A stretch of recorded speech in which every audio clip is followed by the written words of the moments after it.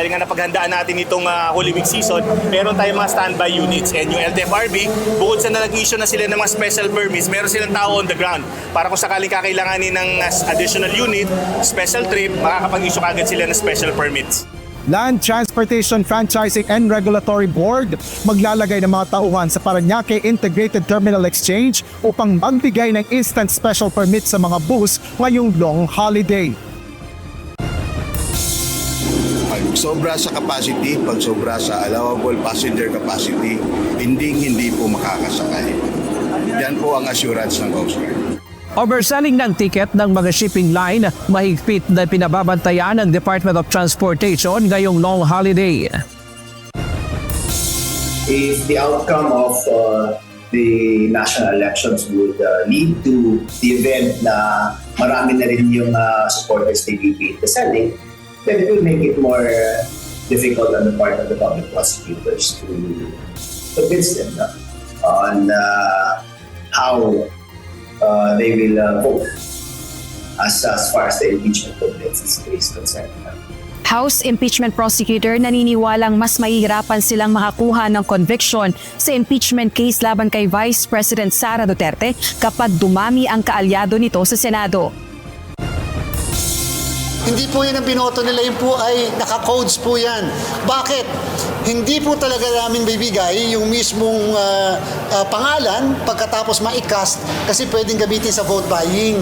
Boto ng mga Pilipino sa ibang bansa sa pamamagitan ng internet voting mabiberipika sa May 12 ayon sa Commission on Elections. Pangangampanya bawal muna mula April 17 hanggang 18.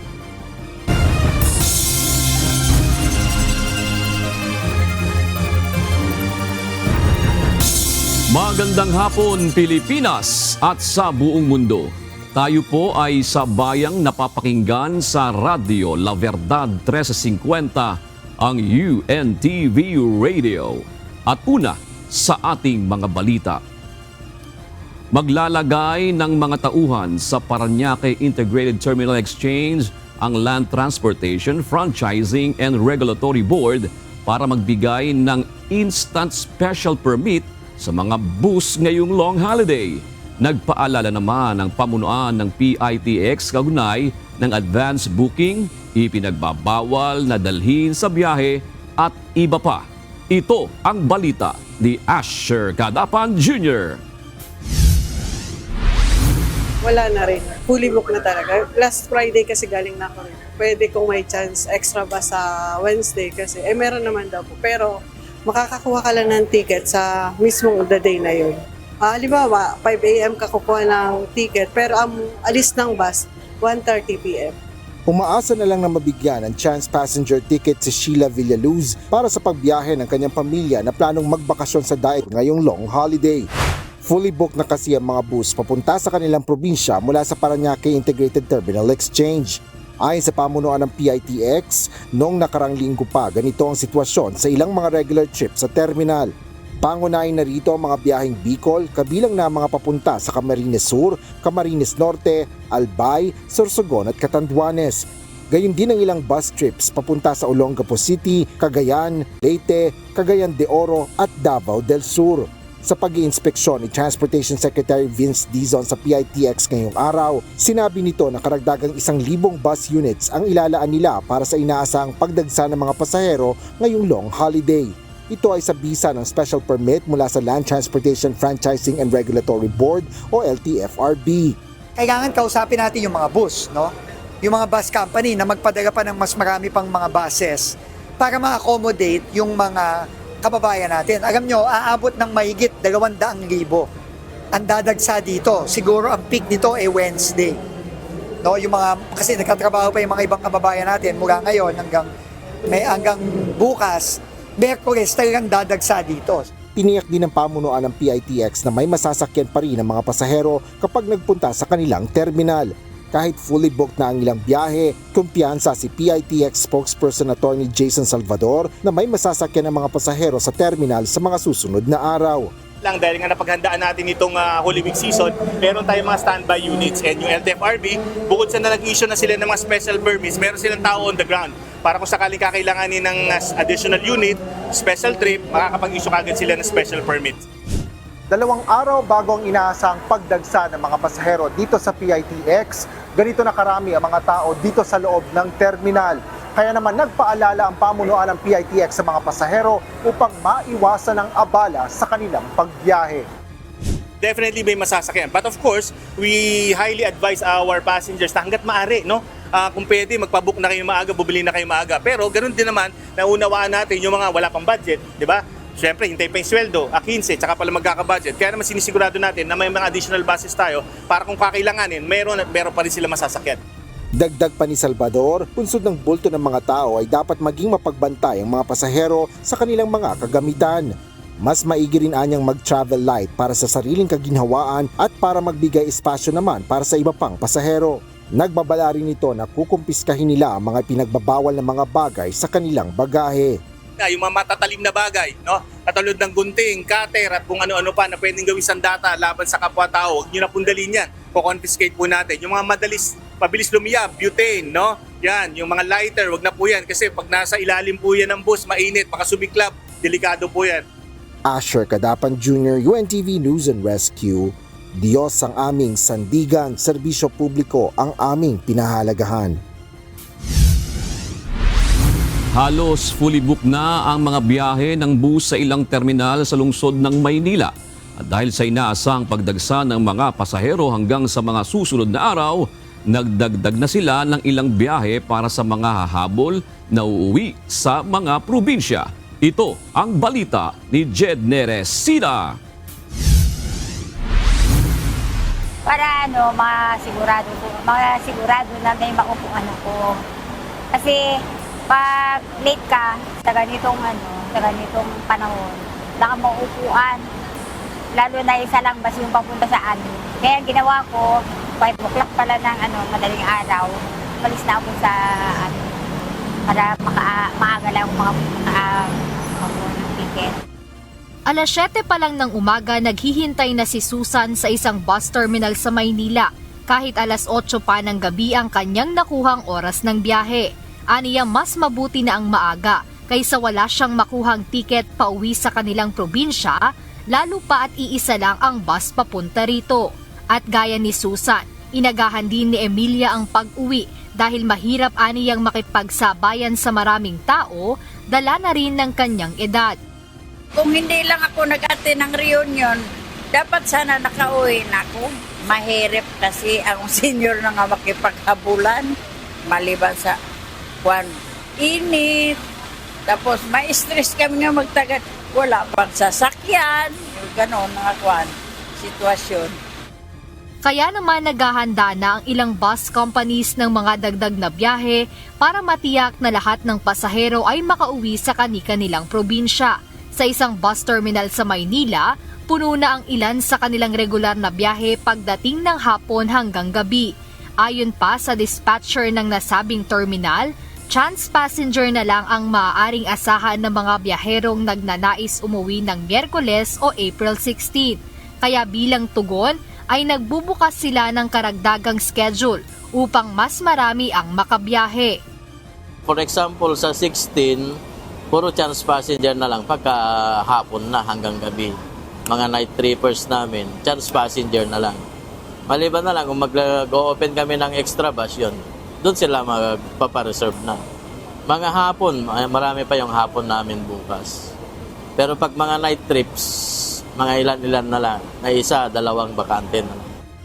Samantala sa isa pang bus terminal sa lungsod, ay halos fully booked na rin ang ilang biyahe hanggang Miyerkules. Kaya ayon sa terminal coordinator nito, tuloy-tuloy ang pagdadagdag nila ng extra trips para sa mga humahabol bumili ng ticket. Yung mga trips natin ng magmula noong Friday hanggang nitong Miyerkules Santo is yung mga first class natin na biyaheng Isabela is mga fully booked na. Then so ang mga na lang, option dyan, may mga kami, mga yung deluxe bus namin tsaka regular bus na papuntang Isabela is Yung palang may mga slot pa rin po na hindi pa rin siya fully book. Then nagdadagdag kami ng araw-araw ng extra trip para lang yung mga hindi pa nakakabili ng ticket makabili at saka may chance pa rin silang makasakay pagdating nila dito sa terminal. Kapag ganitong long weekend, inaasahan talaga ang dagsa ng mga pasahero sa mga bus terminal. Kaya't paalala sa mga babiyahe, mag-book ng maaga, i-check ang available na schedules o agahan ang pagpunta sa terminal para makasiguro ng biyahe. Jed Neresina, UNTV News and Rescue. Diyos ang aming sandigan, serbisyo publiko ang aming pinahahalagahan. Pinatitiyak ni Pangulong Ferdinand Marcos Jr. sa mga kinaukulang ahensya ang pag-asiste sa mga biyahe ngayong long holiday. Ayon kay Palace Press Officer Claire Castro, nag-iikot na ngayon si Transportation Secretary Vince Dizon upang matiyak na maayos ang pagbabiyahe ng mga uuwi sa kanilang mga probinsya. Maging ang Bureau of Immigration, anya, ay nagdagdag na rin ng personnel upang maging handa sa pagdagsa ng mga tao sa airport. Ayon sa Malacanang, nais ni PBBM na maging ligtas at maging hawa ang biyahe ngayong papasok na ang mahabang bakasyon. Opo, unang-una po, syempre ang gusto po ng Pangulo natin at ang direktiba po niya ay bigyan po ang ating mga kababayan at hindi lamang po mga kababayan kung sino man po ang bumibisita sa ating bansa ng isang safe at convenient travel. Maliban po dyan, ang mga naiiwan sa kanilang bahay at hindi naman po nagda-travel at nagbabakasyon ay mabigyan din po ng kanilang proteksyon. Mas nakatuon ngayon sa kampanya para sa 2025 midterm elections ang isang House prosecutor para sa impeachment trial ni Vice President Sara Duterte. Aminado rin ito na mas mahihirapan silang makakuha ng conviction sa impeachment case laban kay Vice President Sara Duterte kapag dumami ang kaalyado nito sa Senado. Ito ang balita ni Rosalie Cruz. For the meantime, we all have our own respective battles in our districts. We have to win that first para we can continue to act as public prosecutors.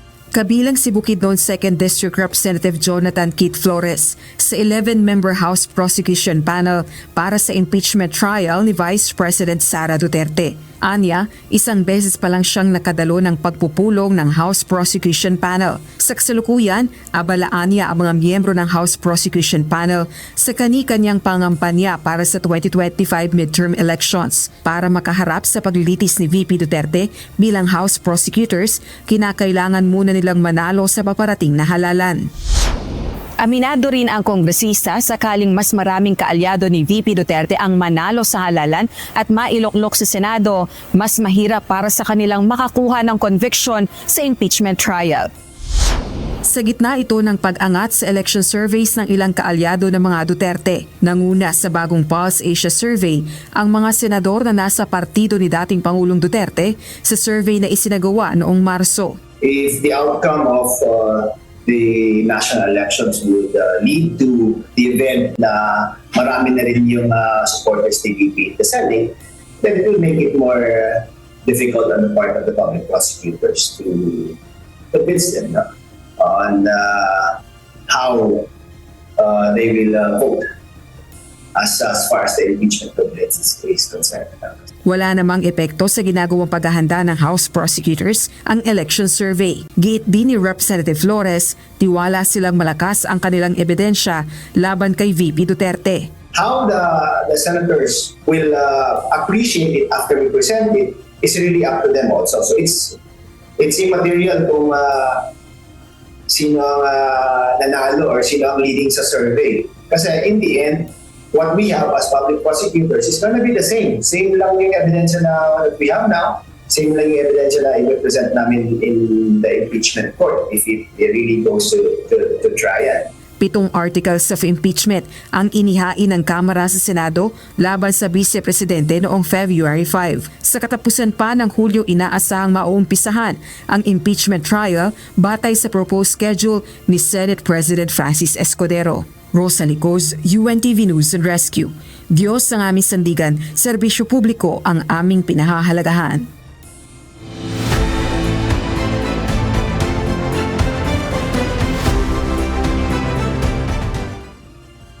Pagkatapos pa ng halalan sa May 12, maaring maberipika ng mga overseas voter na bumoto sa pamamagitan ng internet voting kung ibinilang ba ng tama ang kanilang mga ibinoto. Ito ang sagot ng Commission on Elections sa reklamo ng ilang Pilipino na bumoto abroad na hindi nila malaman kung talaga bang binilang ang kanilang boto. Samantala, bawal naman ang pangangampanya ngayong darating ng Huwebes at Biyernes. Ito ang balita ni Dante Amento. Pag pinindot po kasi nila yung QR code, ang lalabas po doon, hindi na yung pangalan ng mga ng mga kandidato na kanila pong binoto. Lalabas po dyan ay machine-readable codes. Nilinaw ng Commission on Elections na hindi makikita sa pamamagitan ng QR code sa internet voting kung binilang ang boto at sino ang mga ibinoto ng mga kababayan nating overseas voter. Paliwanag ni COMELEC Chairperson George Erwin Garcia, encrypted ang resulta at sinadya nila ito para hindi magamit sa vote buying. Kapag na-screenshot kasi ang pangalan ay magamit na patunay na talagang ibinoto ang isang kandidato. Babala ng poll body, bawal kunan ng litrato ang balota o kahit ang resibo ng mga binoto dahil labag ito sa Omnibus Election Code. Hindi po yan ang binoto nila, yun po ay naka-codes po yan. Bakit? Hindi po talaga namin bibigay yung mismong pangalan pagkatapos ma-cast kasi pwedeng gamitin sa vote buying. Dagdag pa ni Garcia, huwag mag-alala ang ating mga kababayan dahil pagkatapos ng halalan sa May 12, maaring mabiberipika ang ibinoto ng mga overseas Filipino voters sa mga embahada o konsulada kapag na-print na ang election returns. Ang nakikita rin anyang lumalabas sa QR code ay hindi ang ibinoto kundi random na pangalan ng kandidato o party list. Ito ang sagot ng COMELEC sa reklamo ng ilang OFW na iba ang lumabas na resulta ng kanilang boto kapag nire-review nila ito. Pwede pong i-print yan. Pag natapos na ang botohan sa Mayo 12, mapiprint po yan sa post mismo at doon sa post mabe-verify nila kung tama lahat yung mismo nakast doon. In fact, meron din tayong random manual audit at sa random manual audit, pwede pong makumpara yung mismong code as against doon sa na-print. Samantala, mahigpit na paalala ng COMELEC na bawal mangampanya sa darating na April 17 hanggang 18. Ito ay nakasaad sa umiiral na batas. Pakiusap ng komisyon, igalang na lamang ang religious observance na ito at marami namang panahon para makapangampanya. Irespeto po sana natin ang isang napaka-solemn na religious activity at event na ito. Ito po kung paano natin nire-respeto ang ibang relihiyon. Ganyan din po dapat ang pagrespeto natin. Huwag magpapainom sa panahon ng ating pong mahal na araw at huwag magpapalaro.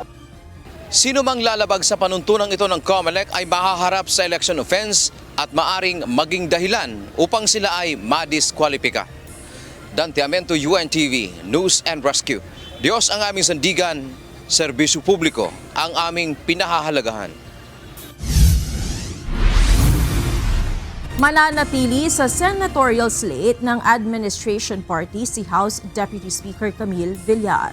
Ito ang kinumpirma ni Alyansa para sa Bagong Pilipinas Campaign Manager, Davotas Representative Toby Tiangco, kasunod ng mga naglabasang larawan ng kongresista na ine-endorso ni Vice President Sara Duterte.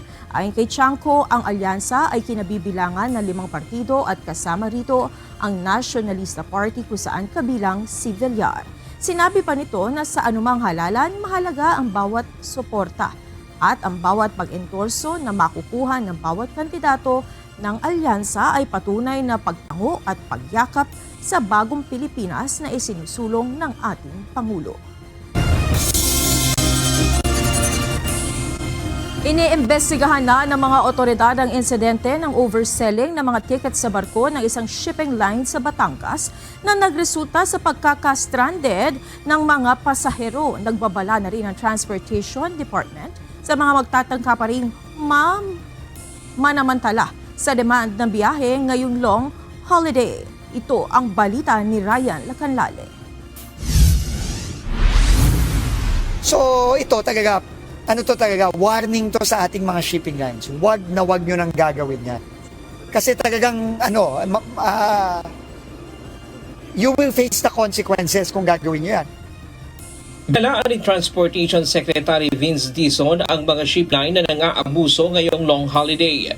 Kaugnay ito ng nahuling shipping company sa Batangas kung saan nag-book ng mga pasahero na sobra-sobra sa kapasidad ng barko. Nakabiyahe ang barko papuntang Romblon, ngunit maraming pasahero ang na-stranded sa Pantalan dahil hindi pinayagan ng Philippine Coast Guard na mag-load ang mga barko para maiwasan ang aksidente sa karagatan.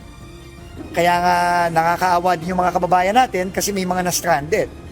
Obviously, na-stranded sila kasi nagbenta ng mas madaming ticket yung shipping line compared dun sa allowable number of passengers. Ang problema, nung umabot na sa max capacity, hindi na nakasakay yung mga kababayan natin. So nakakaawa naman yung kababayan natin na stranded. Siyempre, bumili ka ng ticket, nagbayad ka, akala mo makakasakay ka. Pag sobra sa capacity, pag sobra sa allowable passenger capacity, hindi po makakasakay. Yan po ang assurance ng Coast Guard.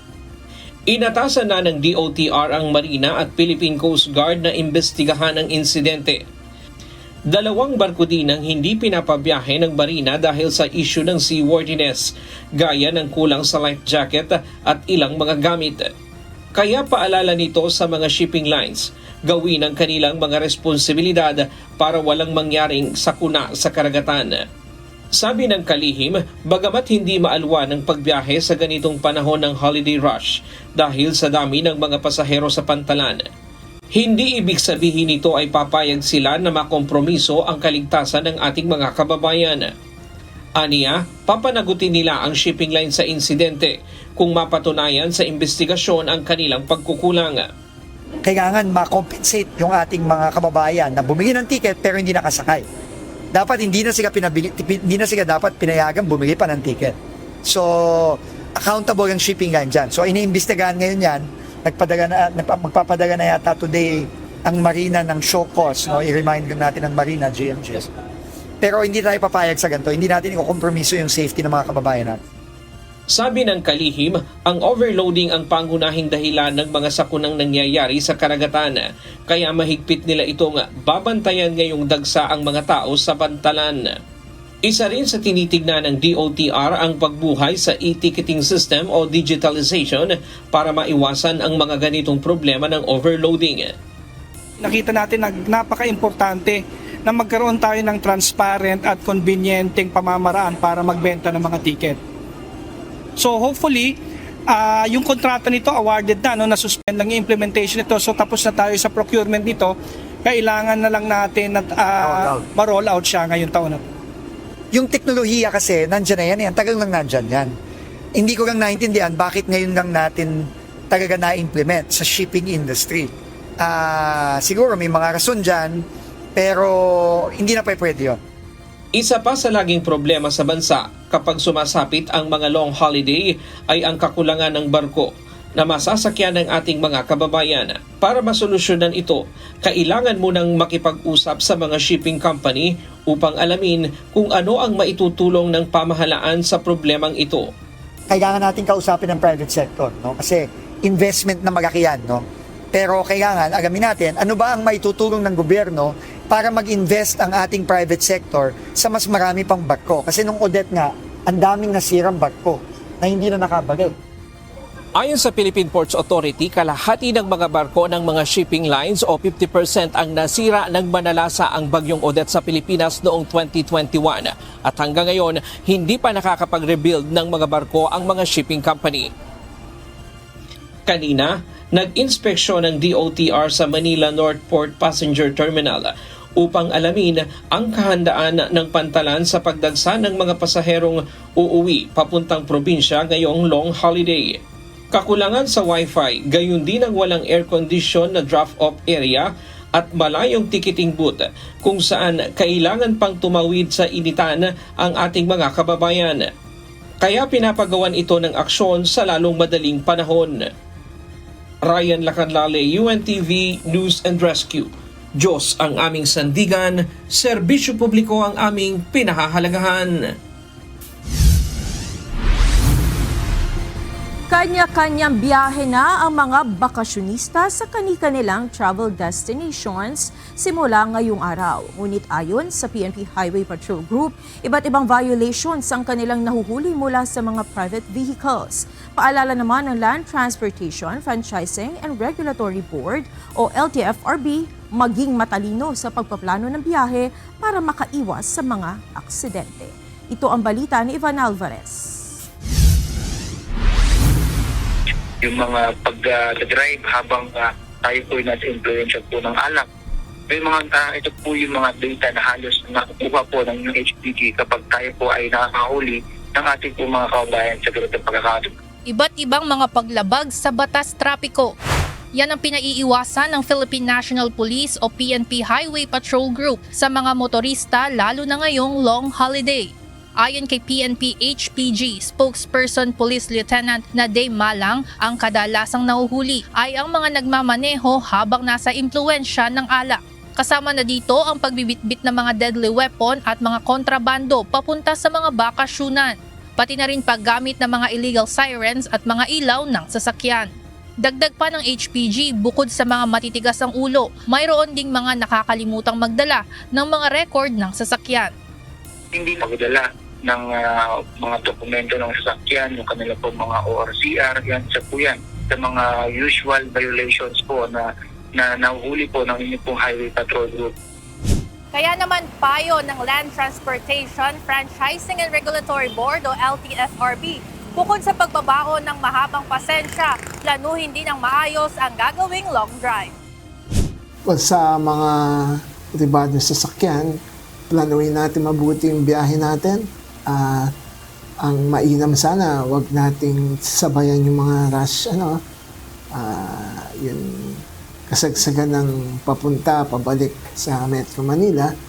Ayon kay LTFRB spokesperson Attorney Ariel Inton, marami ang maaaring mangyari, lalo na at mahabang oras ang gugugulin kapag bumabiyahe pauwi ng probinsya. Aniya, ugaliing i-check ang kalagayan ng sasakyan, pati na rin ng driver upang makaiwas sa mga aksidente. Check also yung mga kinakailangan natin.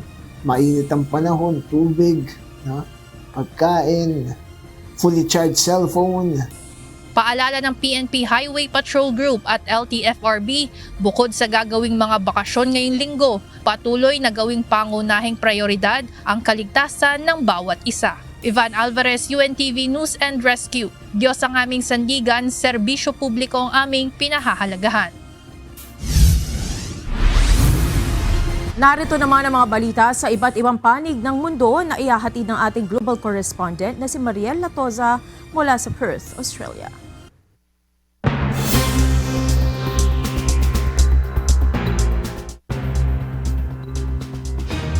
Umapela ang China kay US President Donald Trump na tuluyan ng kanselahin ang tinatawag na reciprocal tariffs. Sa inilabas na pahayag ng Chinese Commerce Ministry, hinihikayat nito ang Estados Unidos na gumawa ng isang malaking hakbang upang itama ang mga pagkakamali nito. Inihayag ni Trump ang isang 90-day pause sa kanyang planong pandaigdigang taripa. Ngunit pinataas ang mga singil sa mga pag-i-import ng China sa 145%.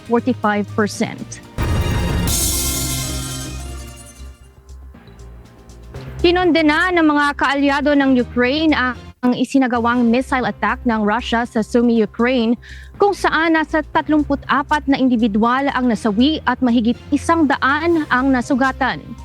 2 ballistic missile ang sumabog malapit sa universidad at sentrong pangkongreso ng lungsod na nagdulot ng matinding pinsala. Inilarawan ito ng US o ni US President Donald Trump bilang isang kakilakilabot na bagay at inakusahan ng magiging bagong German Chancellor na si Friedrich Merz ang Russia ng pagsasagawa ng war crime. Pinasalamatan naman ni Ukraine President Volodymyr Zelensky ang lahat ng leaders na nagpaabot ng kanilang pakikiramay at pangkondena sa insidente. Я хотів би подякувати кожному і кожній, хто пам'ятає, що війни закінчуються, коли про злочини війни не забувають. І коли на агресора тиснуть достатньо, саме цього зараз немає. Цієї п'ятниці був рівно місяць, як Росія відкинула американську пропозицію повного і безумовного припинення вогню. Вони не бояться, і саме тому балістика. Ito na ang pinakamalalang pag-atake sa mga sibilyan ngayong taon habang patuloy ang panawagan ng mga pandaigdigang lider para sa agarang tigil putukan at makatarungang kapayapaan. Nagsimula na ang paglilitis kay dating Pangulong Yoon Suk Yeol ng South Korea kaugnay sa kasong rebelyon matapos nitong magdeklara ng martial law noong Disyembre na nagdulot ng kaguluhan sa bansa.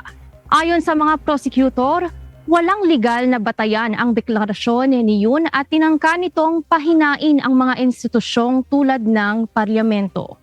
Katwiran naman ng dating Pangulo, kinailangan nitong ideklara ang batas militar upang ipakita kung paanong paulit-ulit na hinaharang ng mayorya sa oposisyon ang kanyang mga nais isulong sa pamahalaan, hindi upang pahinain ng gobyerno. Kung sakaling mahatulan ng guilty si Yoon sa kasong rebelyon, mahaharap ito sa life imprisonment o maging sa death penalty.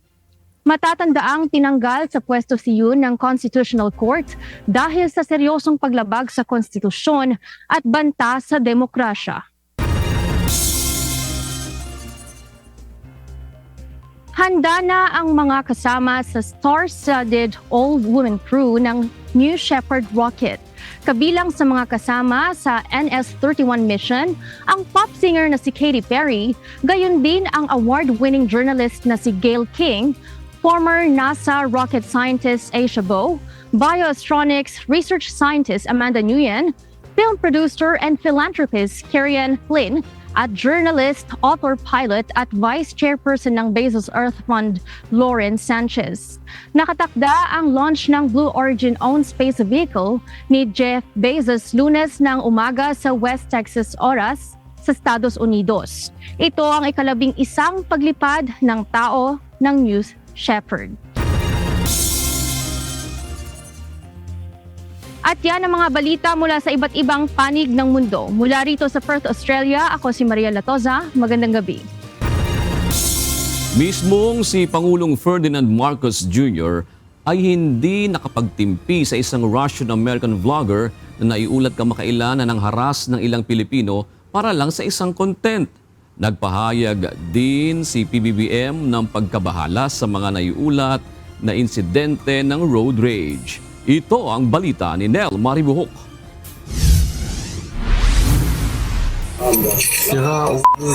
Hindi naman Pilipino, pwede ko mamurahin. Hindi napigilan ni Pangulong Ferdinand Marcos Jr. ang mainis sa Russian-American vlogger na si Vitaly Dorovetsky na naaresto kamakailan matapos mangharas ng ilang Pilipino. Sa bagong vlog ni PBBM, nagpaalala si Pangulong Marcos sa publiko na huwag maging bahagi ng ganitong klaseng aksyon para lamang makakuha ng maraming manunood sa kanyang vlog. Biro man ito o hindi, sino naman Pilipino ang hindi kukulo ang dugo sa napapanood natin? Nakakalungkot dahil ito isang naging bahagi na ng social media na nagkakaroon ng mga vlogger na nanggugulo lang, nang aasar lang, nang buwisit lang, nang babastos lang para makakuha ng mga viewers. Huwag tayong sasama dyan sa ganyang klaseng ugali. Hindi naman ganyan ang ugaling Pilipino. Tiniyak ng Pangulo na susuportahan ang mga Pilipino na nakararanas ng ganitong klaseng pambubuli. Magsilbi rin anya itong babala para sa mga dayuhan na pumapasok sa bansa. Pero hindi nanghuhulugan na palalampasin ito ng ating pamahalaan. Dapat tayo pumalag sa mga bully. Kasama nyo ang pamahalaan para ilugar ang mga ganitong tao. Sana ay magsilbing aral ito sa mga pagtatangkang pumasok pa rito sa Pilipinas para lang hamakin at gawing katatawanan ang ating mga kababayan. Samantala, nagpahayag naman ng pagkabahala si Pangulong Marcos sa mga napaulat na mga road rage. Isa rito ang road rage sa Antipolo City sa Rizal na nauwi sa barilan at isa ang naiulat na nasawi. Mga sigawan sa kalye, sagutan at bangayan, duruan at sindakan na may kasamang pagbabanta. Mayroon pang mga nauwi sa barilan at kamatayan. Ang tatapang na natin lahat, siga lahat. Ano na ba ang kultura na ito na pagiging siga sa daan? Saan pa natin nakuha ito? Ano na bang nangyayari sa atin? At parang natural lang ang mga ganitong konfrontasyon at karahasan. Paalala ng Pangulo, lalo na ngayong maraming bibiyahe sa paparating na long holiday, habaan ang pasensya at pangunawa sa kalsada. Huwag maging kamote. Masyado nang madami yan. Ang lisensya sa pagmamaneho ay isang pribilehyo at hindi ito karapatan. At bukod sa dunong sa pagmamaneho, ang lahat ay kailangan ayusin ang pag-uugali sa pagmamaneho at habaan ang pasensya. Yung ibang tao din sa paligid, umawat tayo. Imbis na mag-video, ituring na natin mayroon tayong tungkulin na panatilihin ang kapayapaan sa paligid natin. Nel Maribuhok, UNTV News and Rescue. Diyos ang aming sandigan, serbisyo publiko ang aming pinahalagahan. Matagumpay na nakabalik kagabi sa bansa ang 89 na miyembro ng Philippine Interagency Humanitarian Contingent na ipinadala sa Myanmar para tumulong sa mga nasalanta ng magnitude 7.7 na lindol doon. Ibinahagi rin nila ang kanilang mga naranasang hamon habang tumutulong sa Myanmar. Ito ang balita ni Ryan Lacalale. The weather, kasi umabot po ng 45.1 yung temperature doon, so inom lang po ng water every time. Nakabalik na sa bansa kagabi ang 89 na miyembro ng Philippine Interagency Humanitarian Contingent na ipinadala ng pamahalaan sa Myanmar upang tumulong sa isinasagawang search, rescue and retrieval operation at magbigay ng tulong medikal sa mga biktima ng magnitude 7.7 na lindol na tumama sa bansa noong March 28. Ibinahagi nila ang kanilang naging karanasan kung saan pangunahing naging hamon sa kanila ang klima na mas mainit pa kaysa dito sa bansa. Gayon din ang language barrier o wika para makapagtrabaho sila ng maayos. Pero hindi ito lubusang naging hadlang sa tulong ng ating mga kababayan. Communication, kasi magkaiba po yung language namin, but we were given interpreters ng OCD, and then during dun po sa operation namin sa Pianmina, may mga nag-volunteer po mga student and Filipino teachers na nagtumulong po sa amin para maka-communicate po kami ng mabuti sa mga pasyente. Umabot sa 1,046 ang pasyenteng natulungan ng medical team. Pero karamihan ay mga minimal na lamang ang kanilang natamong pinsala sa lindol gaya ng maliliit na sugat. Pero sabi ni Dr. Losada, hanggang ngayon ay natatakot pa rin sa lindol ang mga tao doon. Kaya marami ang natutulog pa sa labas ng kanilang bahay. Bukod sa PEMAT at Interagency Contingent, nagpadala din ang pamahalaan ng team para sa psychosocial support para tulungan ang mga Pilipino doon na nagkakaroon ng psychosocial problem. Kahapon nagpadala din tayo ng 4 na team for psychosocial support. Sa Yangon naman sila.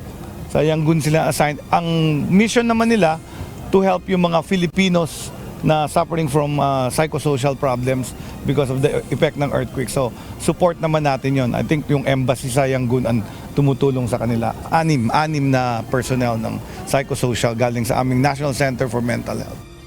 Kagabi, personal na sinalubong ni Defense Secretary Gilberto Chodoro Jr. at Department of Health Secretary Chodoro Herbosa ang grupo. Sa mensahe ni Chodoro, nagpasalamat ito sa ligtas na pag-uwi sa bansa ng grupo at sa pagpapamalas nila ng hindi pagiging makasarili sa kanilang walang alinlangang pagtulong sa mga nasalanta ng lindol sa Myanmar. So sa ngalan ng ating Pangulo at ang sambayanan, kami po'y nagpapasalamat unang-una sa Panginoon na inuwi niya kayong ligtas sa kapahamakan. Pangalawa, na naipamalas po ninyo ang espiritu ng Pilipino na tumutulong sa kapwa at tumutulong lalong-lalo na sa panahon ng pangangailangan. Sa muling pag-deploy ng pamahalaan ng rescue group at medical team sa bansang tinamaan ng kalamidad, nagpapakita ito na kahit ang bansa ay madalas tamaan ng kalamidad, ay handa pa rin ang Pinoy na tumulong sa iba sa oras ng kagipitan. Sabi ni Secretary Chodoro, magsasagawa pa sila ng debriefing sa mga contingent upang mapaigi pa ang kanilang mga ginagawang responde sa mga ganitong kalamidad. The consensus was, all things being equal, mas marami pa sanang nagawa, no? Kaya magdi-debrief kami kung papaanong natin may pipino ang mga procedures natin, kasi maagap naman ang pag-responde natin at marami nga natulungan ng ating, lalo na ating mga doktor, no? However, magdi-debrief kami ng todo sa area-specific debriefing sa mga hamon na hinarap nila at kung paano namin matutugunan. Sa ngayon, binabalidate pa ang pagkakakilanlan ng mga Pilipinong nasawi sa lindol. Ryan Lacanlale, UNTV News and Rescue. Diyos ang aming sandigan, serbisyo publiko ang aming pinahahalagahan. Humingi ng tulong sa UNTV News and Rescue ang City Disaster Risk Reduction and Management Office sa Tagum City upang respondihan ng isang motorcycle accident. Walang malay ang pasyente ng datnan ng UNTV News and Rescue Team. Bumaba na rin ang oxygen level ng rider na agad namang tinugunan ng UNTV News and Rescue. Ito ang balita ni Lisel na L. Sir. Ha? Sir, kanina ra ka dire? Kanina ka dito sila siya? Kanina ka dito? Tol, ako na rin. Dire. Sa mag-scope. Sa dire. Sa mag-scope yan. Stop, tol.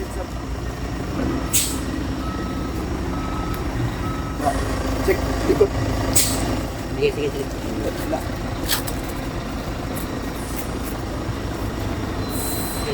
Nalalay ka na, kamuta. 1, 2, 3, Nakahandusay at walang malay ang isang lalaking pasyente sa Diversion Road, San Miguel, Tagum City nang madatnan ng UNTV News and Rescue Team noong April 10. Aksidente sa motorsiklo ang kinasangkutan ng biktima. Bandang alas 12:30 sa kadlawon, nakadawa tawag ikan sa CDRE o Tagum. Nga na ay aksidente sa Diversion Road, San Miguel, Tagum City. O sa ato ang pagresponde, after na itong na pasyente, nagkulog tunga sa kalsada, unresponsive. Kwento ng concerned citizen, habang pauwi na siya ay nakita niya sa gitna ng daan ng pasyente at agad siyang tumawag ng rescue. Upon assessment na to, nagka-severe bleeding ang pasyente dahil tayo na to. I-control bleeding ang pasyente at di abot sa punto ng pagka-shock. Ito oxygen 65 bang. Sir, oxygen na sir ha. Karon sa pagdala na nato siya sa ato ang RP, ito na yung i-check iyang oxygen saturation. Dito na to nakita na 82% na lang ang iyang oxygen. O itong hatagan dahil nato siya oxygen. O mga nilabay ang 10 minutos. Itong i-check ang otro, dito na to nakita na nag-normal na balik ang oxygen. Pagdurugo sa magkabilang tenga, pamamaga sa kanang mata at gasgas sa iba't ibang bahagi ng katawan ng natamo ng biktima na papangalanan nating Eman, 33 anyos sa taga New Bantayan, Asuncion, Davao del Norte. Sa assessment sa pasyente no, sa ato ang treatment sa iya, dito na to makita sa DA ka importante ang oxygen sa tao. Kung wala na to siya nakatagan ng oxygen, possible dili ko na to siya maistorya. Kaya sa dito pa lang isa si dili na ko siya maistorya. Sige na siya kago mo to. Pag kita na to, pagkatag na to oxygen, normal na iyang vital sign, dito na ta nakakuha og mga saktong detalye para ma-endorse na. So, kasamang lumalabas during the bleeding is yung red blood cells na doon nagbabind yung oxygen. So, chances are talaga ay magkakaroon ng difficulty of breathing or magkakaroon ng hirap sa paghinga yung patient natin. Kaya doon sa management na ginawa ng team natin, pinariority nila yung pagkokontrol ng bleeding. Kasi kahit na anong oxygen ang ibigay natin doon sa patient, kung hindi naman natin nako-correct yung bleeding or hindi natin na-address properly yung pagmamanage ng bleeding, definitely makakaroon pa rin ng difficulty of breathing yung patient natin. So after nila na i-manage yung bleeding, then nag-apply sila ng oxygen. Matapos bigyan ng pangunang lunas ng grupo, ay dinala na ito sa Davao Regional Medical Center. Lizel Nael, UNTV News and Rescue. Diyos ang aming sandigan, serbisyo publiko ang aming pinahahalagahan. Mayroon ng nasa 962 EV public charging stations batay sa huling record ng Department of Energy. Karamihan dito ay matatagpuan sa National Capital Region. Ayon sa DOE, magagamit ng mga electric vehicle users ang mga operational na charging stations para sa kanilang biyahe ngayong long holiday. Maaaring bisitahin ng mga electric vehicle user ang Philippine Electric Vehicle Industry Portal para makita ang mapa kung saan nakatayo ang mga charging station. Makikita ito sa website na evindustry.ph.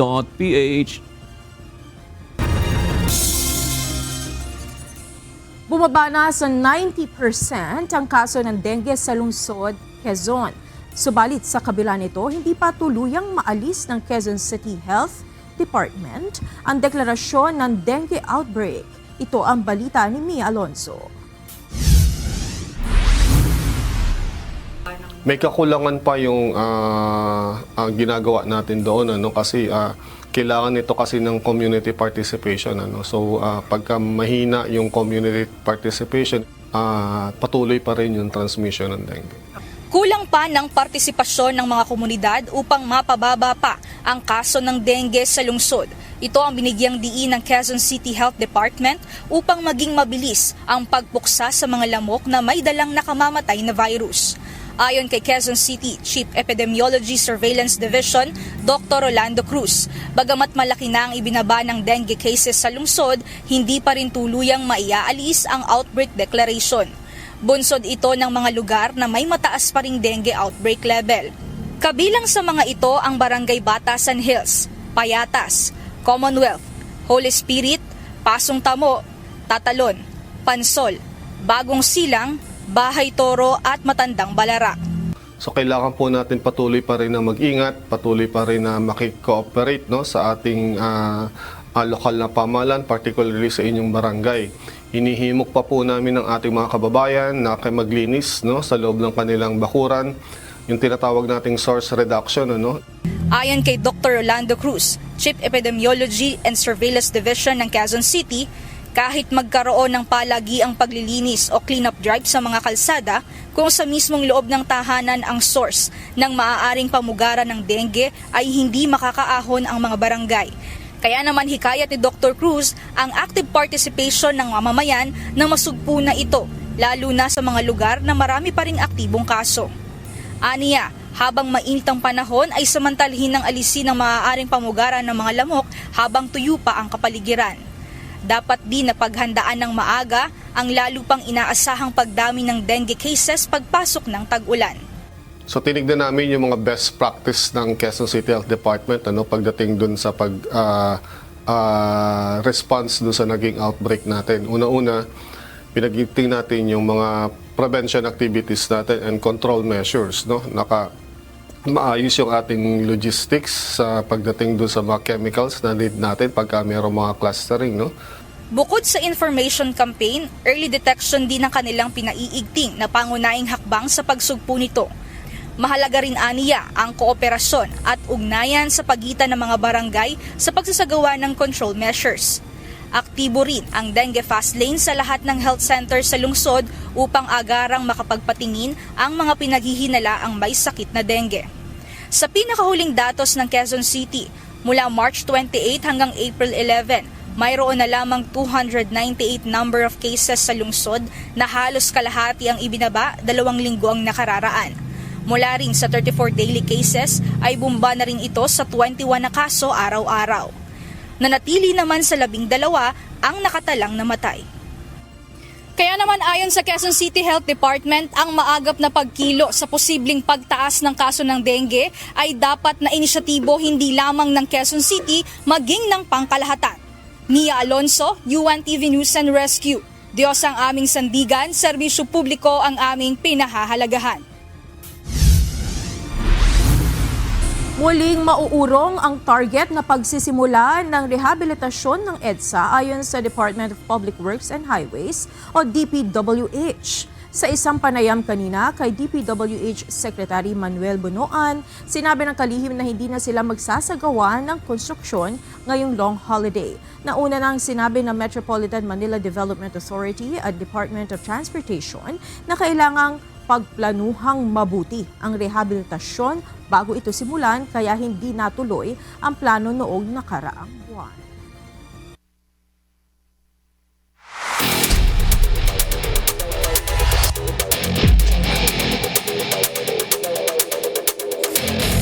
Nagsimula na ang second round ng mga laban sa UNTV Volleyball League Season 3. Mas tumitindi ang aksyon sa court habang mas nagpupursigi ang mga koponan na makakuha ang slot para sa susunod na yugto ng kompetisyon. Ito ang balita ni Jed Neresina.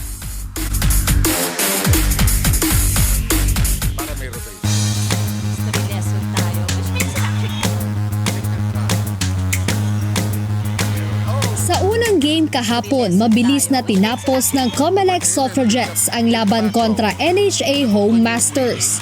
Hindi nagpapigil ang Comelec at tinapos agad ang laro sa score na 20-25, 19-25 at 23-25. Napili bilang player of the game ang import opposite hitter na si Danica Yolanda Hendrauli na gumawa ng 23 points sa match.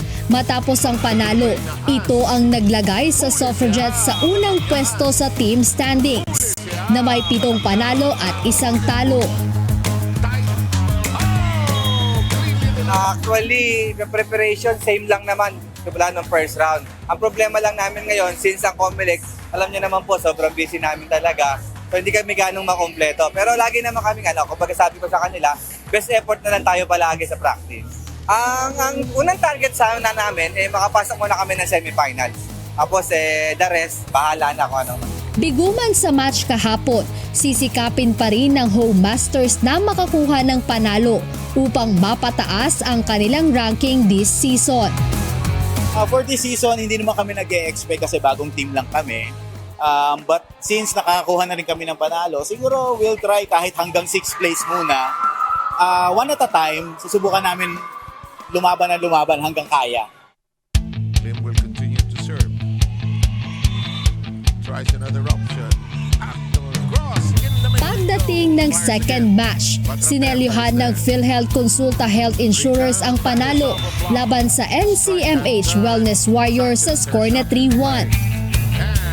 Bagamat nakaisang set ang NCMH, hindi nito napigilan ang kabuuang momentum ng PhilHealth. Malakas ang panimula ng health insurers sa unang 2 set, kaya agad silang lumamang at nakuha ang set sa scores na 25-18 at 25-23. Pero sa ikatlong set, nabuhay ang play ng Wellness Warriors at nakuha ito sa score na 16-25.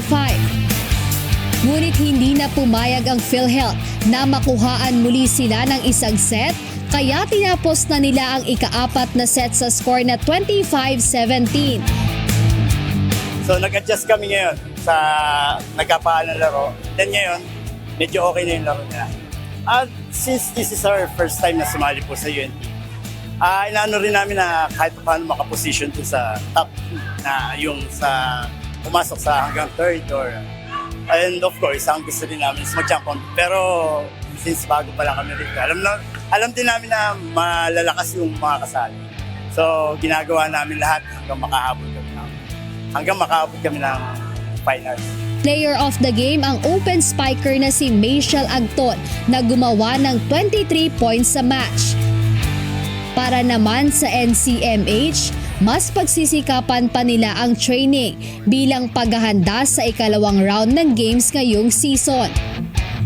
Ang target namin, makakuha lang ng at least 3 panalo. So medyo nakikita ko medyo nandun pa naman, kaya pa rin. Pero ano lang talaga, hard work. Tapos yung drive na killer instinct.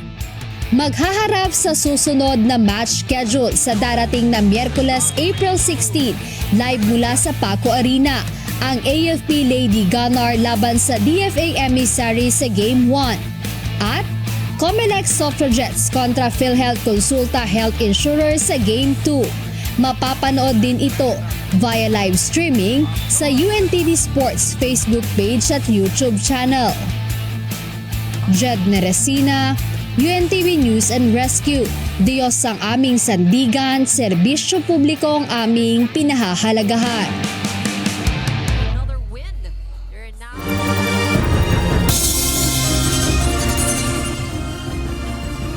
Ngayong long holiday, inaasahan ang pagdagsa ng mga kababayan natin na uuwi sa kani-kanilang probinsya.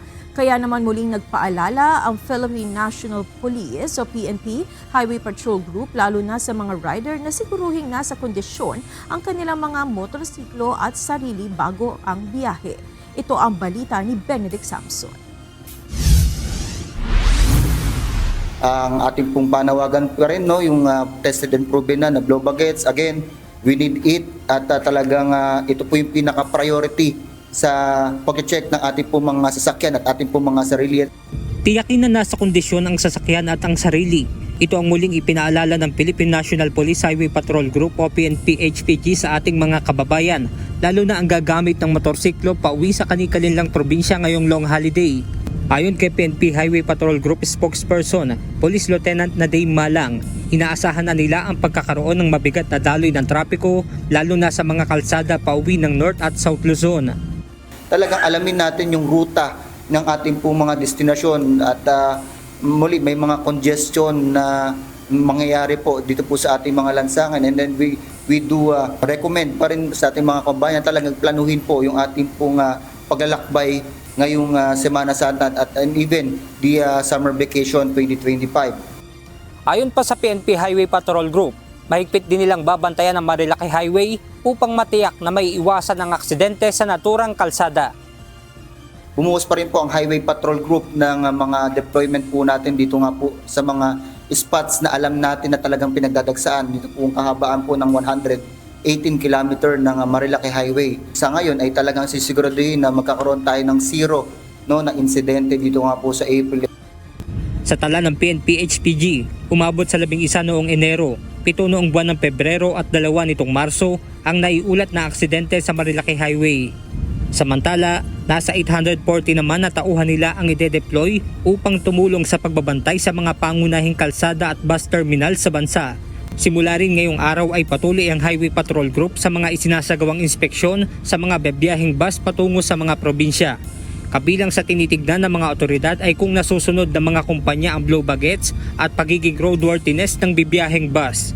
Unang-una po dyan, syempre para malaman din po ng HPJ kung talagang well-documented or legal yung mga bus na talaga pong tutulong or maghahatid sa ating pong mga kabayan. Lalo tigit nga, syempre, yung mga ingress and egress dito mga bus terminals natin. Benedict Samson, UNTV News and Rescue. Diyos ang aming sandigan, serbisyo publiko ang aming pinahahalagahan. Pansamantalang itinigil ng San Miguel Corporation Infrastructure ang lahat ng roadworks at construction works sa mga expressway ng kanilang ino-operate. Bahagi ito ng paghahanda sa mga expressways ay inaasahang bulto ng mga sasakyan na bibiyahe para magpakasyon. Ayon sa SMC Infrastructure, layo nito na maging maluwag ang daloy ng mga sasakyan sa mga expressway ngayong long holiday. Sa April 21 ng alas 10 ng gabi, muling ibabalik ang mga roadworks at construction works sa expressway. Kasama sa mga SMC-operated expressways, ang Southern Tagalog Arterial Road o Star Tollway, South Luzon Expressway o SLEX, Skyway System, NAIA Expressway at Tarlac Pangasinan, La Union Expressway o TPLEX.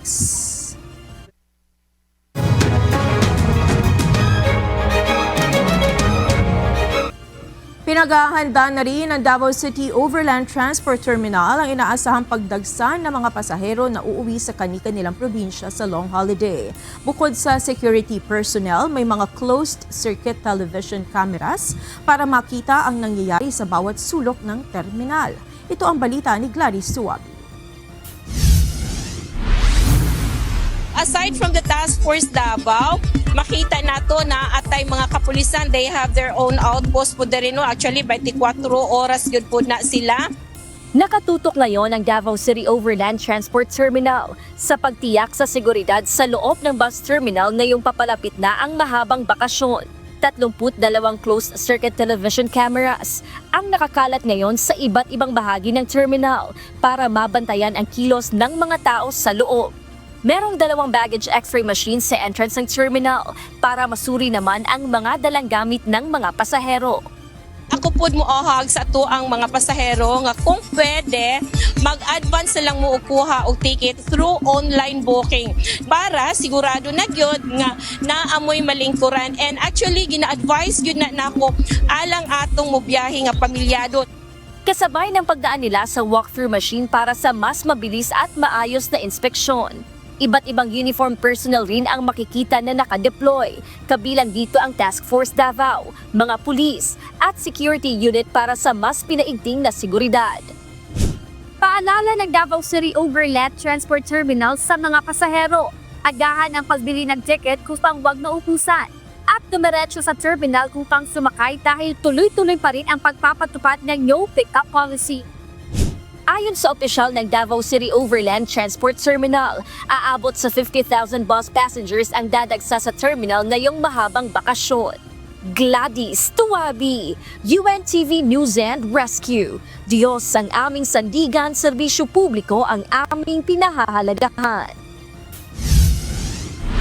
Muling nagbuga ng abo ang Bulkang Kanlaon ngayong araw. Bunsod ng panganib na dulot nito, ipinagbabawal muna ang trekking at anumang aktibidad sa bulkan ngayong long weekend. Ito ang balita nila Lane Moreno. Meron tayong ash emission activity between 11:52 to 12, so more than 2 hours. And huminto to, and then ngayon meron na naman ongoing 2:53 ash emission activity ulit. Pero hindi naman masyadong mataas, nasa 300 meters lamang. 2 beses na bumuga ng abo ang Bulkang Kanlaon ngayong araw. Ayon sa Philippine Institute of Volcanology and Seismology o PHIVOLCS, umabot sa 800 meters ang ash plumes ng bulkan at papunta sa west-northwest. Sa nakalipas na 24 na oras, nakapagtala rin ng PHIVOLCS ng 33 volcanic earthquakes at 1,931 tons per day na sulfur dioxide. Ayon kay DOST PHIVOLCS Director Dr. Teresito Bacolcol, hindi pa nila tukoy kung senyales ito ng mas malakas na pagsabog ng bulkan. Maaari din anyang fluctuating activity ito ng Mount Kanlaon. Simula noong December 9, umabot na sa mahigit 180 beses na bumuga ng abo ang bulkan. Pinakamataas noong April 8 na umabot sa 4,000 meters ang taas ng ibinuga nitong abo. Samantala, inatasan ng Office of Civil Defense ang lahat ng mga provincial at city disasters sa Negros Occidental at Negros Oriental na maigpit na imomonitor ang lahat ng mga aktibidad malapit sa paligid ng bulkan ngayong long weekend. Ipinagbabawal ang trekking at anumang uri ng pilgrimage malapit sa bulkan, lalo na sa loob ng 6-kilometer danger zone. Inatasan din sila na i-activate ang kanilang incident management teams at manatiling naka-high alert para sa mabilis na pagresponde sakaling pumutok ang bulkan. Huwag silang pumasok inside the 6-kilometer danger zone kasi po again nasa alert level 3 and pwede pong magkaroon ng malakas na pagsabog bigger than the April 8 and the December 9 eruption, pwede magkaroon ng pyroclastic density currents. And yun yung iwasan natin na mangyari. So kahit if we stay outside the 6-kilometer danger zone, para po yan sa ating kaligtasan. Paalala ng FIVOC sa publiko, huwag magpakampante dahil may posibilidad pa rin na pumutok ng mas malakas ang bulkan. Lelaine Moreno, UNTV News and Rescue. Diyos ang aming sandigan, serbisyo publiko ang aming pinahahalagahan. Taliwas sa inaakala ng marami, mas mababa umano ang mga bumibisita sa Baguio City sa ganitong panahon. Ito ang naging pahayag ng pamunuan ng Hotel and Restaurant Association of Baguio o HRAB dahil na rin sa maraming alternatibong lugar na napupuntahan ng mga turista lalo na sa ganitong mainit ang panahon. Ito ang balita ni Grace Doctolero. Ang trend na ngayon pagka Holy Week, it's not as what it was 20 years ago na pagka Holy Week. Most of the domestic tourism really focuses on Baguio. Dahil sa dami ng mga pinopost ngayon sa Facebook, TikTok o SOCMED tungkol sa mga magagandang lugar sa bansa, nabibigyan ang publiko ng ideya kung saan pang mga lugar na maaari silang pumunta maliban sa lungsod ng Baguio, lalo na ngayong panahon ng tag-init. Ayon sa pamunuan ng Hotel and Restaurant Association ng Baguio, wala ng 100% ang mga turista na nagbabakasyon buong weekend sa City of Pines para maranasan ang malamig na simoy ng hangin at pasyalan ang magagandang tanawin sa lugar. People will go to the beaches, go for water adventure. So usually ang occupancy natin ranging from 85 to 90%, mostly for everyone. Bihira na yung nagwa 100% for Holy Week. And understandably, because 20 years ago, some other destinations or competing destinations were not yet online. So hindi pa existing, wala pa yung Palawan, Boracay, hindi pa yun competitive. So talagang we were the only game in town. Ayon pa sa Pangulo ng HRAB, madalas na ginagawa ngayon ng mga turista ay nagpupunta sa Baguio simula Miyerkules hanggang Biyernes. At pagdating ng araw ng Sabado at Linggo ay bumababa ang ito para ma-enjoy naman ang magagandang beaches sa Northern Luzon gaya ng Surfing Capital of the North, La Union, 100 Islands sa Pangasinan, beaches sa Pagudpod, Ilocos Norte at iba pa. It's also traditional is that pagka a week before Holy Week and the week after Holy Week, saka nag-aakyatan ng mga tao. So umiiwas sila dun sa perceived na traffic and dami ng tao sa Baguio. Yun. Pero of course, mas sanay na ang Baguio pagdating ng Christmas holidays na talagang October, November, December, last quarter of every year. Yan ang talagang heavy season natin. Yan. Samantala, binabantayan ngayon ang mga hotel accommodation sa lungsod na nag-o-offer ng overpriced hotel accommodation na sinasamantala ang mga turista dahil peak season. Sa tala ng HRAB sa ngayon ay nasa 60 to 70% na ang hotel occupancy rate sa lungsod at inaasang fully booked na ang mga hotel accommodation pagdating ng araw ng Miyerkules. Hinikayat ng pamahalaan ng Baguio ang mga turista na i-download ang BCPO View Baguio app para mas maging maluwan at secured ang kanilang pamamasyal sa summer capital of the Philippines. Grace Doctolero, UNTV News and Rescue. Diyos ang aming sandigan, serbisyo publiko ang aming pinahahalagahan.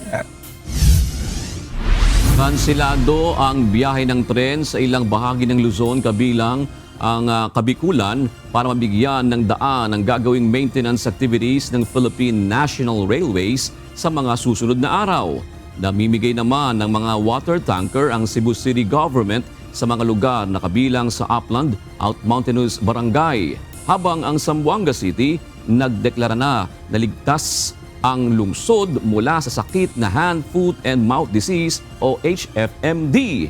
Ito ang balita ni Alan Manansala.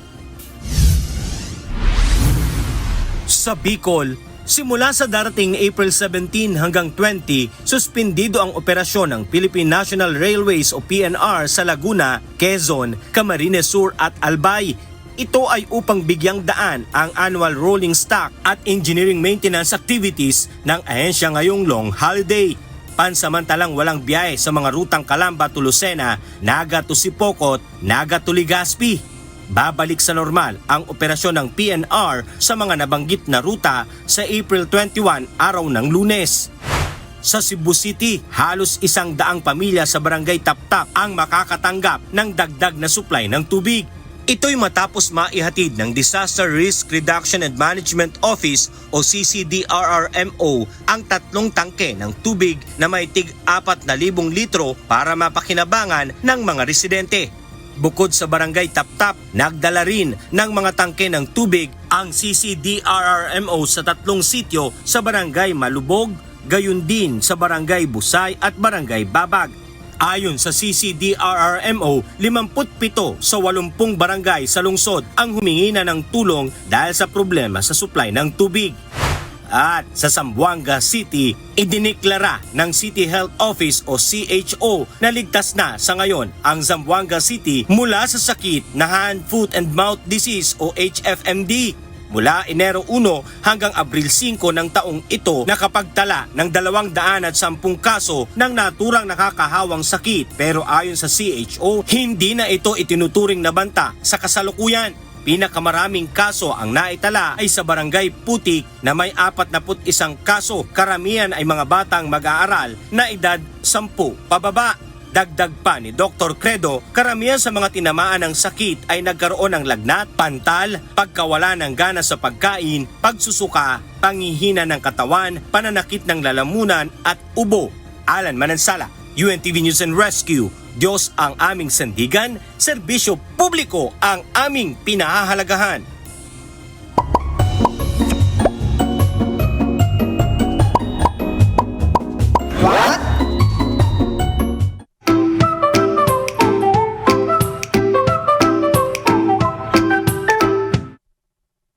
Dagdag kaalaman po. Natry nyo na ba mag-travel mag-isa? Yung tipong ikaw lang mag-isa sa bus o kaya sa eroplano o kaya sa barko. Alam nyo po ba, meron pala tayong benepisyo makukuha kung magbibiyahe lang tayo mag-isa. Narito po ang paliwanag ng siyensya. Alam mo ba na ang pagbibiyahe mag-isa ay may psychological at neurological effects? Ayon sa neuroscience, kapag nasa routine movement ka tulad ng pagkukommute, pumapasok ang utak mo sa default mode network, parang mini-reset habang gising. Ito ang mental state kung kailan mas lumalabas ang creativity at emotional processing. Sa katahimikan ng biyahe, gumagana ang mental rehearsal system. Dito mo naaalala ang past o pinag-iisipan ng future. Isa itong form ng self-therapy. Ito rin ang dahilan kung bakit maraming tao ang nakakaisip ng ideas habang nakasakay o nakatingin lang sa labas ng bintana. Ang pagbiyahe ng mag-isa ay nagbibigay sa iyo ng safe solitude. Ito ang panahon kung saan natututo kang maging kalmado kahit wala kang kasama. Regular exposure to alone time in public spaces improve focus, stress tolerance, and emotional balance. So hindi boring ang pagbibiyahe mag-isa, scientifically calming pala. So next time na magta-travel ka mag-isa, i-enjoy mo. Baka ito na ang brain break na hinihintay mo. Sana po may natutuhan kayo at laging tatandaan, mapalad po ang tao na nakakasumpong ng karunungan at ang tao na nagtatamo ng kaunawaan.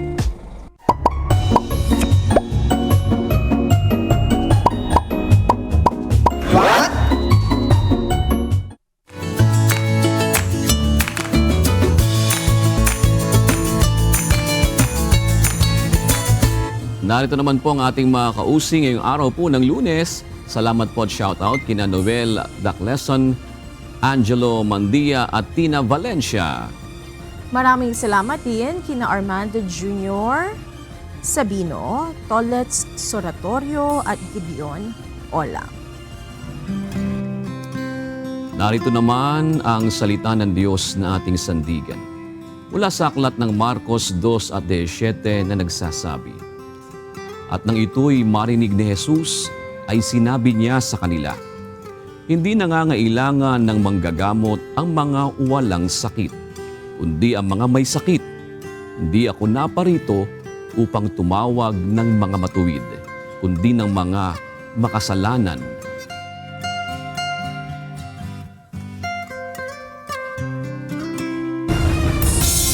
At yan ang naging kabuuan ng ating balitaan ngayong gabi. Aming inilahad ng buong katapatan kung paano namin nasaksikan. Kayo po'y makapagtitiwala ng aming nakita at narinig ang aming ibinabalita.